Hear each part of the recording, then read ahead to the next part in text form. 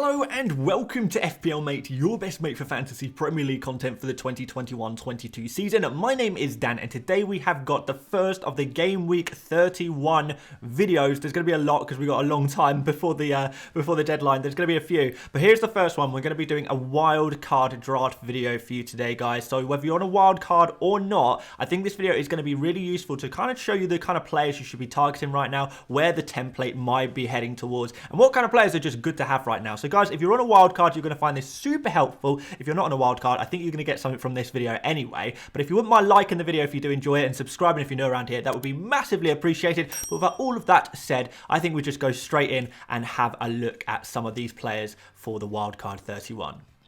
So guys, I'm going to start you off in goal with Nick Pope. I think this is probably going to be a pretty popular one in goal for a wildcard at the moment. I know it's kind of difficult to make goalkeeper transfers when you're not on a wildcard, so this could be your last opportunity of the season. But one of the big reasons why we are looking at Nick Pope is because between now and the end of the season, there's only 8 game weeks left. We know that Pope is going to have 3 double game weeks, the first of which is right now, Man City and Everton. Then in a couple of game weeks time, in game week 33, we're going to have West Ham and Southampton as a double game week then. And we've got one more double game week to come from Burnley, and that additional fixture is going to be against Aston Villa. We're not sure exactly when that's going to be, but we're kind of probably looking at game week 36. You would probably say is going to be a pretty likely scenario where we do get the 3rd double game week for Burnley. So in just a very short period of time, we're going to have a lot of double game weeks for Burnley. We're going to get so many more fixtures, and with goalkeepers, this is particularly important because you've got a better chance of extra save points even in the more difficult games. You've got a better chance of getting the clean sheets. Extra opportunities to get those clean sheets. I know Burnley haven't been amazing right now for clean sheets, but you never know, and sometimes those more difficult games, they do provide you with more save points, and with Burnley in particular, because they don't score many goals, there is always that good opportunity that if Nick Pope, gets a couple of saves and there is a clean sheet there, and you look at some of these fixtures, Everton, Norwich, maybe Southampton at home there, Wolves, these games in the very near future could breed clean sheets, and if it's a 1-0 and Burnley have got a clean sheet, and Pope's made a couple of saves, we're going to be looking at bonus points as well. So I do think he's going to score very, very well over the remaining games this season, mostly just because he has just got so many more games than other goalkeepers, which really is really beneficial. But we have got a backup goalkeeper who we will talk about on the bench when we get there. So going on to defence, guys, we've got Robertson. So actually, there's not going to be any Trent Alexander-Arnold in this team, which is quite surprising. This is the first wildcard team I've made all year, I think, with no Trent in it. But that's kind of the situation we're in right now. We do know that Trent has the possibility that he might be injured for this Game Week 31 fixture against Watford. So it's kind of a case where who do we go for? Robertson is obviously a really good option right now. Arguably the best Liverpool defender to go for anyway. He's actually playing a little bit better than Trent at the moment. He's actually being a bit more creative and even taking on some shots as well. So Robertson, he seems to be actually the best defender in the game at this point. And if you're going to have just one, then maybe Robertson is the one that you should go for. Firstly, because there's a chance that Trent misses this Watford game. After that, we've got Man City and Man United. Are we really going to want to be doubled up on the Liverpool defence in that regard? Maybe, maybe not. And plus, Robertson is just a hell of a lot cheaper. So guys, if you are trying to save a little bit of money, that I do genuinely believe there is argument to go for Robertson ahead of Trent. And I know that's a little bit different. I know that's considered a little bit risky. But remember, what you're really risking is the goal contribution. Right? Because Robertson and Trent, they're going to get the same amount of clean sheets. When one gets a clean sheet, the other gets a clean sheet. So you can't get an advantage with one or the other for clean sheets alone. It's going to be about those attacking returns. And right now, bonus points as well, chances created, everything is kind of leaning in Robertson's favour. And there's not too many games in the season left. So I mean, we kind of have to go on the form of the players right now, and Robertson seems to be the one right now. So yeah, I'd be pretty happy with that one. Definitely, if I had to choose just one on a wild card, I probably would go for Robertson. Maybe if you've got a lot of money in the bank, and by the way, guys, this team is 102.4 million. We might be able to find some ways of increasing or decreasing that price as we get to this further on in the video, but think about Robertson instead of Trent. Just think about it. It could really help you out. And we've got Cancelo next, a player who you absolutely must have. I know a lot of people have kind of been neglecting City players, but they are going to be bringing them back in. Now that sort of that horrible Game Week 30 is out the way, it's time to bring those City players back in. And Cancelo is the guy. He's just the guy. He's been consistent all season. He keeps doing it every single game. Clean sheets, incredibly creative as well. Almost scoring several times over recent game weeks as well. He's been just so good. And we are going to be missing out on some hauls if we don't get him back into our teams. I know a lot of you guys will already have him in your teams, but If you don't, this is the time. The wild card is to get to the time to get him back in. Or if you are not on a wild card, I still think you really got to get Cancelo back in the team. Burnley, good. Then Liverpool, not so good. But then Brighton and Watford. We're expecting clean sheets every game. We're also expecting City to go really strong in the Premier League because they have got a pretty tight battle with Liverpool now. City are not, nailed on for the title anymore. They're going to have to put out some strong teams. And Cancelo is arguably one of their most, nailed on player. Arguably their most nailed on player outside of the goalkeeper, Ederson. So, clean sheets galore, bonus points galore, opportunities constantly for assists and goals. I just think he's an absolute must-have for the remainder of the season. Next up, we've got James, and I know he could potentially be injured, but I would still go for James regardless. Whether he's injured, whether he's available for Brentford or not, I would still go for him because as long as he's back for the following game week, I think, it's not going to cause you too much problems. I think using this team in particular, you are going to be able to cover James for one game week, and I just think the upside that James has compared to like a Rudiger is just so crazy. Right? Whenever he plays, he is just, absolutely phenomenal. It really is crazy. I know he had that kind of off period for a while, but when he came back for that one game, oh my word, against Burnley, man, did he punish the people who didn't get him, aka me. So, it just proved again that he is just such a crucial, a great FPL asset when he is available, and he is going to be available very soon. If you're on a wild card right now, I would just get him in now. You don't have to worry about transferring him in later. You don't have to worry about that. I mean, arguably, there's an argument to say, okay, maybe if Trent is available, for example, we have Robertson and Trent for this game week, and then swap Trent to James next week, or swap Robertson for James next week, so you're not doubled up on the Liverpool defence going into game week 32. But at the same time, I just feel like just go for James now and cover it with your bench if it goes wrong. Because I think you're going to be pretty good on this one. I think, James is just looking like such a phenomenal FPL asset. And I know he doesn't have any double game weeks scheduled in right now, but we do know that Chelsea are going to have 2 double game weeks against Leeds and Leicester. So those are going to be really nice double game weeks as well. And we're expecting those to appear probably around the game week 36 mark. Game week 36, 37, that's probably the most likely where those 2 double game weeks do fit in. As we currently look at everything, but obviously it's going to depend on how far Chelsea progress in various tournaments. That will change things around a lot, but 36 certainly is looking pretty good for a Reece James and a Chelsea double game week. Could be against Leeds, could be against Leicester. Either way, it's going to be really, really nice indeed. So make sure you are thinking about Chelsea players, because even their non-double game week games, Brentford, Southampton up next, pretty decent fixtures, right? And Chelsea right up until the end of the season, phenomenal fixtures. So they are players you can just get in your team and just keep and not have to worry about replacing them for the rest of the season, which is just, it's such an advantage. We can start rotating some of the other positions and just focus on having these players in our team. And, Pope, Robertson, Cancelo, James are all going to be players in your team that you just keep from game week 31 to game week 38, and then you use your transfers to rotate some of the other positions based on double game weeks, based on form, based on fixtures and stuff like that. But you have to have that base. And we've got one more base player who I would say definitely is a player you keep in for the rest of the season. We're going into midfield now, guys, and it is, of course, Mo Salah. I mean, you can't not have him, right? I'm not going to talk about him too much, but, have him, captain him pretty much every game week. The most essential player in FPL right now. You guys, you'll be lost without him, and you'll be lost without him. So there's no point in me preaching to the converted right now. You guys know you got to have Salah in your team.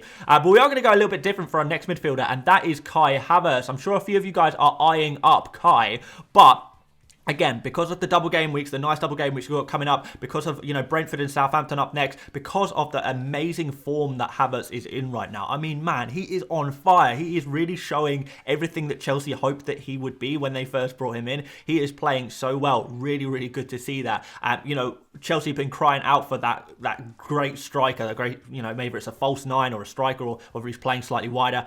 They've been crying out for a player like this to actually score the goals, and he's doing it right now. So this is a great time to get a player whilst he's in form. He is that nice mid-price. He's the kind of mid-price player that when he strikes the, hits the right amount of right degree of form. And, same with players like Foden and whoever like that. These kind of mid-price players, Jota maybe. When they hit the right stride of form and when they get nailed on within their team, they perform as if they are a premium, but for a lot cheaper, a lot cheaper, compared to a Salah, for example. It's more than 5 million cheaper. That's absolutely crazy. And he'll be scoring a similar amount to Salah, which is just mad. So yeah, definitely get in Havertz. I think he's going to be really good for the rest of the season, but he is a player you could potentially remove, rotate if the form does start to change, and that is possible. You've got to remember that.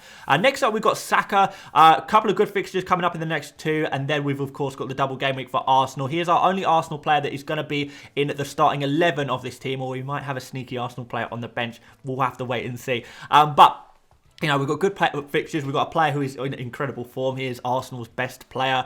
He is super cheap. Arsenal are in a great form as a team. Saka is in a great form as an individual. Everything is looking really, really good. We've got this one double game week, obviously, against Southampton and Chelsea in 33. And then we're going to have one more double game week. That's going to be against Tottenham. I'm not exactly sure where this double game week is going to fit in, but if I had to guess, I would say game week 36 or game week 37 will be the next double game week for Arsenal. So just wait and see. That is going to happen. But again, another player where we've got multiple double game weeks between now and the end of the season. Maximising the amount of fixtures that your players play between now and the end of the season is just a huge advantage in itself, particularly when you can get on those right players, those players who are actually really good. Not just got the double game weeks, but are actually really good players as well. And that's exactly what Saka is. Next up, we've got Harvey Barnes here. I know last week was probably the week to buy Harvey Barnes, but I feel like this is also a good time to have him. We still do want to have some degree of Leicester's players, and that is, again, because of the amount of fixtures they are due to play between now and the end of the season. Kind of Burnley and Leicester just got so many games left to play still. Some that are unscheduled. We've got this double game week, a really nice double game week. Was it Newcastle and Everton in game week 33, and then we're going to have two additional double game weeks, probably in, again, it's going to be 36, 37, that kind of area. They're going to have Chelsea and I can't remember who else they've got. Is it Leeds maybe? I can't exactly remember, but there's still a couple more double game weeks to come for Leicester between now and the end of the season. So exciting stuff still. We've got more double game weeks, and those are going to be really, really beneficial. Barnes, really good form right now, looking really good in every single game he plays. The main man, really, I think he's looking slightly better than Maddison. I know Maddison scored last game week, but I still think Barnes is looking a little bit better right now, to be honest. And, Barnes is perhaps a little bit more fit, a little bit more healthy at the moment as well, which is good to see, and can play all of those games in European competition and in Premier League competition as well. And now I would be okay with potentially moving Barnes and replacing him with a different player. I don't think it's absolutely essential, but if I was to go for one Leicester player, and I think particularly when the other remaining double game weeks do get rescheduled, you are going to want a Leicester player in your team. I think Barnes is the one to go for if you are going to go for just one. And we're going to finish off the midfield here with Gordon, which is a really cheap player, 4.5 million. He is an Everton player, guys, which is probably going to send off some alarm bells. I kind of agree with you guys that Everton, I don't know, you just kind of want to avoid them as a whole. There's no players you would possibly want from Everton. But if Everton's best player happens to also be the cheapest possible base midfield price, 4.5 million is the baseline midfielder price, certainly at the beginning of the season it is anyway, 4.5 million for Everton's best player. When you put it like that, it's kind of like, all right, maybe we should go for it. Maybe we should. And again, one of the major benefits is the double game weeks. And it's kind of like Gordon is really good. He's pretty nailed on in Everton's team right now, just because he is their best player right now, which is, I'm sure Everton fans will agree with me when I say that. Double game week now, so that's going to be a minimum of 4 points in that double game week, because he's going to play most minutes in both of those games. We've got two more double game weeks for Everton, and they're decent ones as well. So the two unscheduled fixtures for Everton are Watford and Crystal Palace. So they're going to come in at some point or another. Again, predicting there'll be game week 36, 37, that's where it's most likely to be. I mean, maybe it could be a little bit earlier because, Everton are not in the FA Cup anymore. So maybe some of these double games could be a little bit earlier. But, certainly for a player who is 4.5 million, it really enables you to spend a lot more money in some of the other positions, upgrade your bench, ready for a bench boost if you want a bench boost later down the line. Make sure you've got expensive players like, we've got premium defence in Robertson, Cancelo, James. It allows us to have premiums like Salah and fairly expensive players like Havertz, and then maybe splash a little bit of money on a striker as well. I think you know where I'm going with this. really, really good for his price. Really good for his price, particularly when you factor in the double game weeks. If I was to go for any cheap midfielder right now, Gordon would be the one without a shadow of a doubt. It's easy decision there, to be honest. But then, you know, we've got all this money spare. We may as well splash us out on a striker. Let's do that then. Harry Kane is up front. We've got some decent fixtures. We've got Newcastle, Aston Villa, Brighton and Brentford coming up. So really nice fixtures there for Harry Kane. Just one double game weeks to come for Kane. That's going to be Arsenal. Like I said, I think that'll be 36 or 37. But yeah, this form that Kane is showing right now is really quite incredible, isn't it? He is just in the form of his life. And you know what? Kane always does so well towards the end of the season. I think he's just, he's just an end of the season type player. I don't really know why that is. He just always smashes it at the end of the season. But one more thing I like about Harry Kane is that you could potentially swap him for like a Cristiano Ronaldo around game week 33, because Manchester United actually have, a decent-ish double game week. Manchester United will play against Liverpool and Norwich in the double game week 33, which is will genuinely make Ronaldo a captain option in game week 33, and could be a pretty decent captain option. You can imagine him doing the business against Norwich. You can imagine him, standing up in a big game against Liverpool and potentially doing something there. We know Manchester United, although they are pretty disappointed generally, they do usually turn up in the big games, to be fair to them. So maybe Ronaldo is going to be a nice player to have in 33, and having that Kane allows you to go to a Ronaldo if that's something that you wanted to do. So it gives you the option to do that at least. And then we're going to finish off the attack with Weghorst. I mean, we gotta have Weghorst. Come on, gotta have Veggie. We've got all these double game weeks coming up, and we're going to have some Burnley players. And considering in terms of forwards, there is not really many options in the forward department at all. We may as well go for the player with the double game week and get the 4 points as a baseline, right? And then maybe if we get lucky with a goal or something, Everton at home, for example, surely Burnley are going to score goals against Everton at home. Then Weghorst is the guy, right? Norwich after that as well, which is nice, and then another double game week after that. So the next three fixtures in particular, I wouldn't really mind if you wanted to kind of take out a Burnley players after game week 33, but certainly between now and game week 33, if you can get those nailed on Burnley players, I think they could.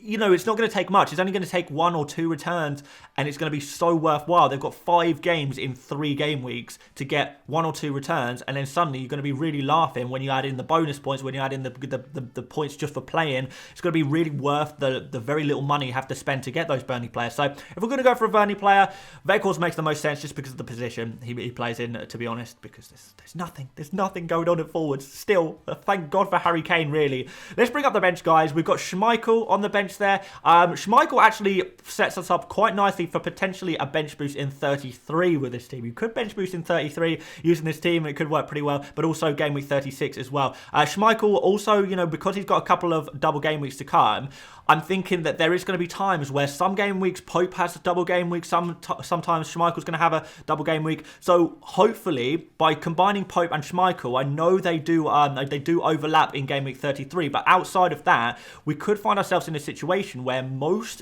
of the remaining game weeks we actually have a goalkeeper with a double game week in more than half of the remaining double game weeks. If that situation occurs, then that is just going to be really, really phenomenal, really. So yeah, definitely something that could be a huge advantage to you guys. So just having loads of double game weeks. And I do think, looking at the goalkeeper pairings that rotate quite well, Schmeichel and Pope do rotate quite well, as in, you play Pope one game and Schmeichel the next game, depending on the difficulty of the opponent. Those two guys rotate reasonably well, so I'd be pretty happy to go for them. And Schmeichel, 4.8 million.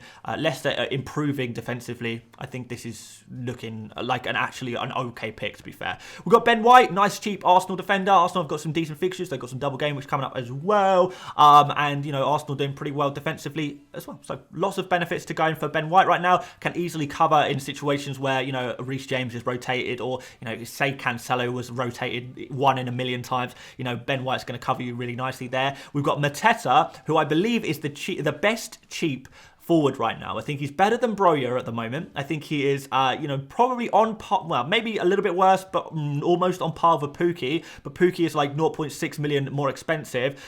We've got Cucho at Watford, who is another cheap forward option, who is like, I don't know, you know, he's playing well at the moment, but you get a feeling it might be streaky and he might be back out of the team soon. So Mateta, I think he's really safe. I think he's going to play pretty much every game between now and the end of the season for Crystal Palace, and he's going to chip in with the occasional goal, which is exactly what he has already been doing. He's been doing quite well recently. He's got his new contract as well. He's a really, really good price. I think Mateta is going to be the best cheap backup kind of forward to go for, whether that's going to be, you know, a player who is really nice when we come to bench boosting, or whether it's a player who is just a decent backup on some game weeks where, you know, players get injured and stuff like that. You're going to have that covered, and you don't have to spend much money at all to get Mateta on your bench there, and he's a player who's actually going to play, which is a huge advantage in itself. And we've got Fabian Schär as the final defender there. I guess Mateta, Schär, these are players that can kind of be downgraded, particularly if you're not planning a bench boost. You may as well make your bench a little bit cheaper. These players are really cheap, by the way, guys, and they do offer a lot of value for money.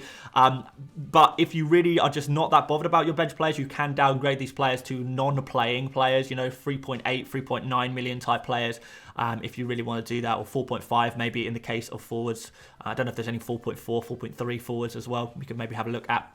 But yeah, Schär as well, in terms of value for money, you can't get much better for 4.3 million. Newcastle are vastly improved defensively. They've got some decent fixtures, and he's just going to provide adequate cover and be quite nice on the double game weeks as well, if you do want a bench boost in any of those. So yeah, definitely an option. Guys, let's quickly throw on some captain's armbands. I think for this game week, if you're going for this team, Salah is going to be the captain. In terms of vice captain, I think we just put it on Kane. But, you know, there is argument. You know, when I was kind of working out who was the most likely to get points this game week, there is serious argument for Nick Pope. Particularly if you think about save points in the Man City game and, you know, how likely the clean sheet is in against Everton.